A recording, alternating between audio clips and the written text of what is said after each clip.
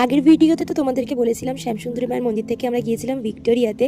তো ভাবলাম ভিক্টোরিয়াতে যখন যাচ্ছি তো ওখানে বসেই দুপুরের লাঞ্চটা করে নেওয়া যাবে। তাই ভিক্টোরিয়া যাওয়ার আগে আমরা একটা ভালো রেস্টুরেন্ট থেকে নিয়েছিলাম কয়েকটা এগ রোল আর বিরিয়ানি। তো বিরিয়ানির ওপর না সেদিনকে বেশ ভালো একটা অফার পেয়েছিলাম, 25 ডিসেম্বরের জন্যই পার্টিকুলার ওই অফারটা ছিল। তো বেশ ভালোই হলো, আমরা অফারটাও পেলাম আর বেশ জমিয়ে বিরিয়ানি খাওয়াও হলো। দেন আমরা ধর্মতলা থেকে বা প্ল্যানেট থেকে বাস ধরে নিয়েছিলাম।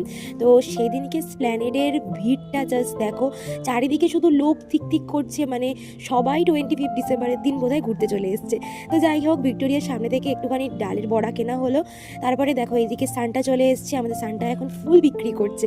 তো এই সানটা হেভি দারুণ সানটা। যাই হোক, টিকিট কাটা হয়ে গেছে ভিক্টোরিয়ার, এবার ভিতরে যাওয়া যাক। দেন ভিতরে কি একদম আমরা দেরি করিনি, ভাবলাম আগে খাওয়া দাওয়া করি দেন ঘোরাঘুরি হবে। তো সবাই মিলে একদম বসে পড়েছি এগ রোল বিরিয়ানির প্যাকেট নিয়ে। তো সকলে মিলে বেশ জমিয়ে খাওয়া দাওয়া করলাম আমরা, প্রচুর গল্প গুজব আড্ডার মধ্যে দিয়ে একটা সুন্দর ফ্যামিলি টাইম স্পেন্ড করলাম। আর আজকের এই দিনটা আমাদের সত্যি বলতে খুব ভালো কেটেছিল ফ্যামিলির সাথে। তো বর্তমান দিনে পড়াশোনা বা কর্মব্যস্ততার জন্য আমরা হয়তো ফ্যামিলিকে সময় দেওয়াটা প্রায় ভুলেই বসেছি, কিন্তু আমার মনে হয় কখনো কখনো পরিবারের সাথে সময় কাটানোটাও খুব বেশি দরকার।